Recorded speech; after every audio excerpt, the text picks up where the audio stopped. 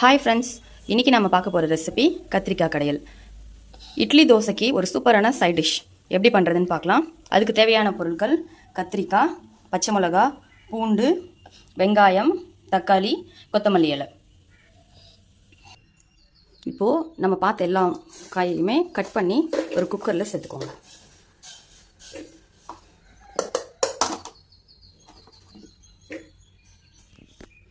குக்கரில் எல்லாத்தையும் கட் பண்ணி சேர்த்துட்டு அது கொஞ்சம் முங்குற அளவுக்கு தண்ணி நிறையா விட்டாலும் அது ஃபுல்லாகவே ரொம்ப தண்ணியாக இருக்கும்.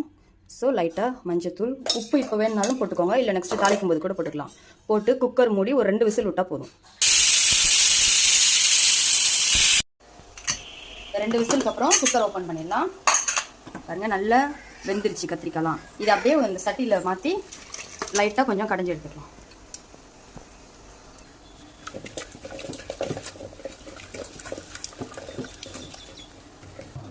பாருங்கள், இந்த அளவுக்கு கடைஞ்சா போதும். நீங்கள் ரொம்ப கடைஞ்சிட்டாலும் ரொம்ப குழன்னு ஆகிடும், அது சாப்பிட்றதுக்கு நல்லா இருக்காது. கொஞ்சம் இந்த மாதிரி திட்டமாக கொஞ்சம் 1 பாதியமாக ஒரு 3/4 ஸ்டேஜுக்கு கடைஞ்சிட்டு ஒரு வானல் ஹீட் பண்ணிவிட்டு ஆயில், நம்ம நார்மலாக எல்லாமே தாளிப்பு கொடுப்போம் இல்லையா, அந்த மாதிரி ஆயில் போட்டு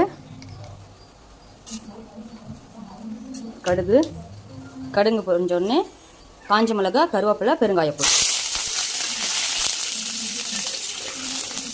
நம்ம கடைஞ்சி வச்சுருக்க அந்த மசியெல்லாம் இதில் போட்டுருங்க. கடைஞ்சி வச்சதெல்லாம் ஊற்றிட்டேன். இப்போது தேவையான அளவுக்கு உப்பு போட்டுக்கிறேன். ஏன்னா நான் இப்போ ஃபஸ்ட்டு குக்கரில் உப்பு போடல, நீங்கள் அப்போ போடுறதுனாலும் போட்டுக்கலாம் உப்பு. பாருங்கள், லைட்டாக கொதிச்சா போதும், நிறையா கொதிக்க தேவையில்ல. இது இப்போது கரெக்டாக கொதிச்சிருச்சு. இப்போ அடுப்பு ஆஃப் பண்ணிடலாம்.